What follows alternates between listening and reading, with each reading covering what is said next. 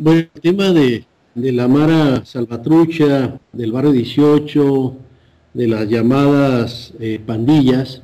juveniles, nos coloca en un debate muy importante no solo para América Latina, sino también para la población de origen latinoamericano en otros contextos, como ocurre en Estados Unidos y como ocurre con la discusión sobre los Latino Kings, las Latino Queens y los nietas en España. Lo primero que había que decir es que son expresiones que se ubican como parte de los barrios y de las juventudes pobres de nuestros países. Este tema surge en primer momento desde una construcción criminalizante por parte de los sectores altos de la sociedad, principalmente en los albores del siglo XX, cuando se empieza a dar un importante crecimiento de las ciudades latinoamericanas, y con el crecimiento de estos jóvenes pobres en las ciudades, empieza a darse esa perspectiva estereotipada, criminalizante. Los jóvenes pobres no entraban en el rango de lo juvenil. La discusión sobre lo juvenil sobre todo está orientado hacia los jóvenes de altos ingresos y la emergente clase media. Pero después, en la década de los años 60, las propuestas juveniles con un tinte político de cambio social, con posicionamientos revolucionarios, con cuestionamientos a lo que eran, digamos, los modelos acartonados, esclerotizados, los poderes en nuestros países, pues generaron también otro tipo de posiciones y de respuestas por parte de los grupos en el poder, generando, como sabemos, toda un oscurecimiento de estos actores de las clases medias como elementos importantes que definían lo mejor de la juventud latinoamericana y se convirtieron en sujetos extranjerizantes, contaminados de ideas radicales, procomunistas, etcétera, etcétera, y las guerras sucias de nuestros países y mucha muerte innecesaria de jóvenes que fueron asesinados durante este periodo fue el corolario que acompañó al desdibujamiento del joven de las clases medias, al joven estudiante como el representante de esta condición juvenil. Y es en este nuevo escenario donde cobra fuerza por primera vez los jóvenes de los barrios y las colonias populares como actores que definen el sentido de lo juvenil. Esto se va a vincular de manera importante con la propia historia de los mundos fronterizos entre América Latina y Estados Unidos, y en estos contextos de la frontera México-Estados Unidos surge de manera temprana, hacia finales de los años 30, la primer gran figura juvenil que logra configurar un estilo diferenciado de los prototipos que está generando las industrias culturales, que cobra vida, se produce y se reproduce en los contextos del barrio, que asume una actitud desafiante, sobre todo frente al racismo, en el caso contra la población latinoamericana en Estados Unidos, pero también en contra del clasismo de la sociedad dominante del lado mexicano. El Pachuco representó esa actitud de desafío de los jóvenes pobres, de los barrios populares, y su figura emerge entre una expresión social marcada de manera profunda por el racismo. El Pachuco de los años finales de los 30 hasta los años 50 y un poco en los 60 dio la estafeta a otra figura que emerge en este contexto, que es la figura de los cholos. Los cholos, estos jóvenes que recuperan el traje, el sud del Pachuco, estos jóvenes cholos que se apropian del vestuario como marca de trabajo, del paliacate en la frente, que lo usan muy pegado a los ojos, por lo cual para ver tienen que levantar la cabeza, dándoles esto un toque de desafío. La malla o la red, que es una marca de la terciarización de la fuerza de trabajo de la población, sobre todo de origen latino y afro, que labora en los restaurantes y que es un factor de higiene. La camisa Pendleton, que es una camisa de franela que se usa en el trabajo en las regiones frías. los pantalones Dickies, plomos, grises, caqui, verdes, que son pantalones de trabajo en industria, los guainitos, tecatillos o ranflitas, que son sandalias de tela, como las sandalias chinas que se utilizan en trabajos donde se debe permanecer mucho tiempo de pie, las ligas de las cholas en las manos, estas cholas que recuperaron de la Pachuca como primer gran figura que sale y que toma las calles, que toma el barrio, que pistea como los hombres, que pelea como los hombres, que rompe los estereotipos de sumisión y abnegación de las mujeres, la Pachuca que asume un rol protagónico y la chola que lo continúa, que también se introducen en los mundos del barrio, que también asumen una actitud de desafío, que también exigen respeto desde sus propios marcos. Y entonces el pachuco y el cholo generan una cultura de barrio, una cultura marcada por códigos que incluyen un lenguaje propio, un lenguaje cifrado que corresponde a un slang de frontera. Los cholos que incorporan el control del territorio que habían iniciado los pachucos, el control del barrio como espacio de poder, posiblemente el único poder disponible para muchos de estos muchachos, el cuerpo significado a través de un tatuaje que muestra los emblemas de identidad más cercana. Ya en los años 80, con todos los conflictos civiles en América Central, con las políticas de tierra arrasada en Guatemala, con los genocidios que se vivieron en esa región,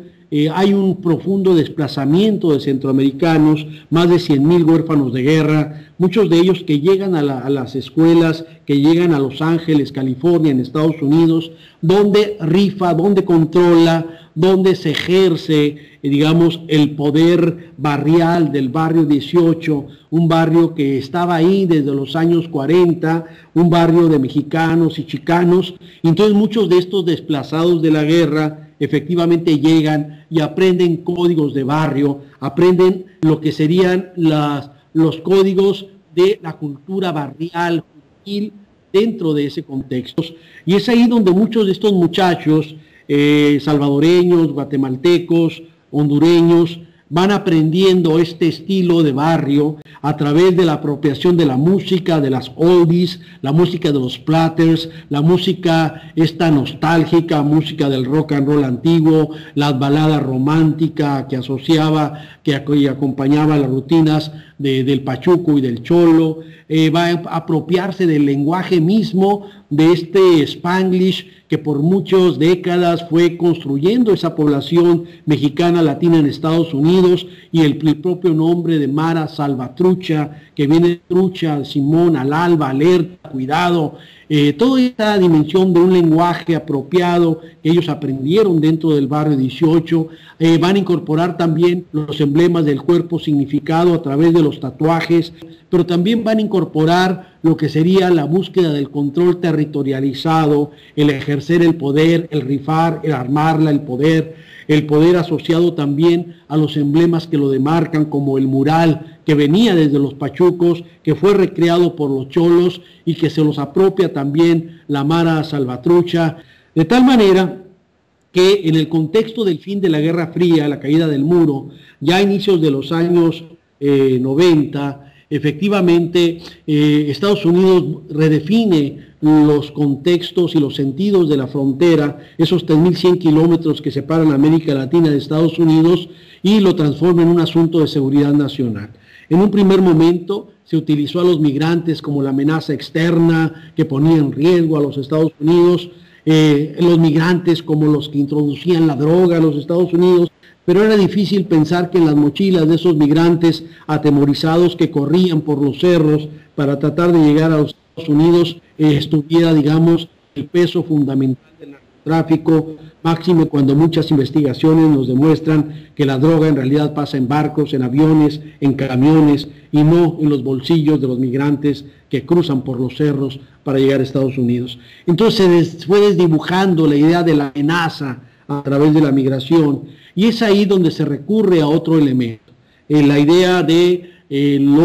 la Mara Salvatrucha como un elemento amenazante, como un peligro, como un factor que efectivamente conecta algo que era muy necesario en esta estrategia de cambio de paradigma sobre la frontera, que la convierte en un asunto de seguridad nacional y la amenaza cobra forma a través de la imagen de la Mara. ¿Qué pasó para que esto ocurriera? Bueno, pasan varias cosas. Uno de ellos es que hay un conflicto al interior del barrio 18 y efectivamente parte de este conflicto implicó una confrontación entre un muchacho del Salvador y un muchacho chicano que termina con la muerte del joven salvadoreño. Hay un sector de salvadoreños que se separa del barrio 18 y también, además de este conflicto específico, hay intereses que se van creando en algunos casos vinculados a trasiego de personas, en otros casos vinculados con la falsificación de algunos documentos. En todo caso, lo que hay que destacar es que no todos los muchachos del barrio 18 estaban involucrados en este tipo de actividades, pero se da esta separación y surge entonces la Mara Salvatrucha, una Mara que creció, que se nutrió, que se alimentó y que sus códigos refieren al cholismo y que por lo tanto emerge del propio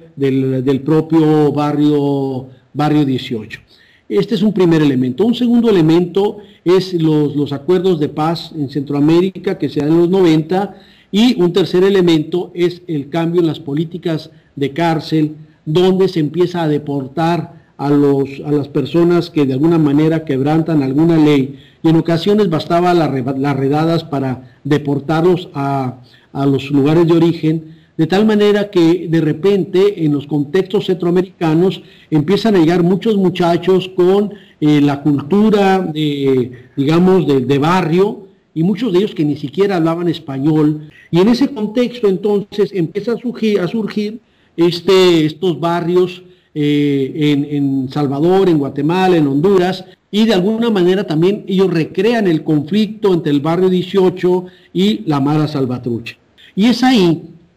donde en este nuevo estrategia de seguridad de las fronteras, desde Estados Unidos se ve como una posibilidad viable etiquetar a la Mara Salvatrucha y al barrio 18 como amenazas para la seguridad nacional. En Centroamérica, los gobiernos centroamericanos asumen la misma posición y declaran que la Mara Salvatrucha es una amenaza para la seguridad nacional de los distintos países centroamericanos y en México ocurre lo mismo. Estos argumentos son totalmente falaces.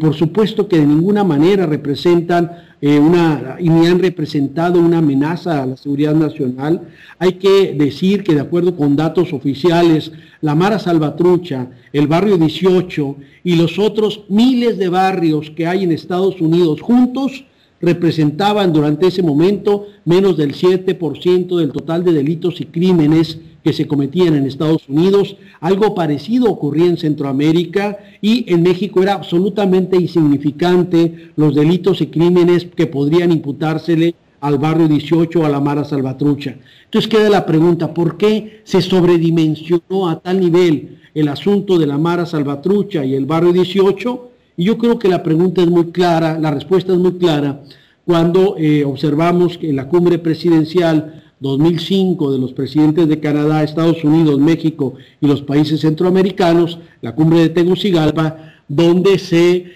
logran acuerdos que con el objetivo de detener la gran amenaza de la Mara Salvatrucha, entonces hay que militarizar las fronteras.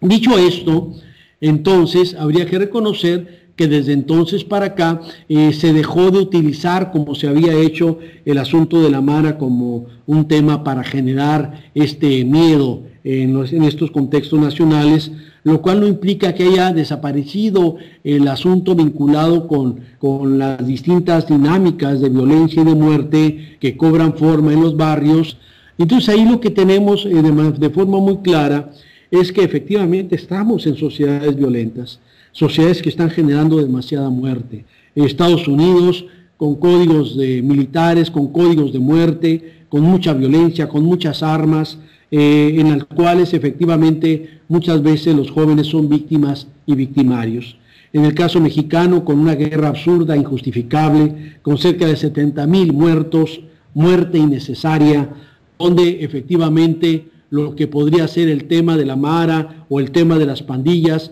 es absolutamente menor frente a los escenarios de violencia y muerte, el cruising de la muerte que recorre el país. En los países centroamericanos, desde los conflictos civiles, efectivamente ha habido mucha muerte joven, y entonces el asunto aquí es, desde mi punto de vista, romper esa dinámica que obliga a ver a la Mara Salvatrucha solo desde los ojos de máquinas de muerte, como los han venido señalando, que cuando tú etiquetas a los jóvenes como máquinas de muerte, la única solución posible es el exterminio. Y lo que tenemos detrás del fenómeno de la Mara, de los cholos, de los pachucos, son asuntos de orden social y desde ahí deben de ser atendidos.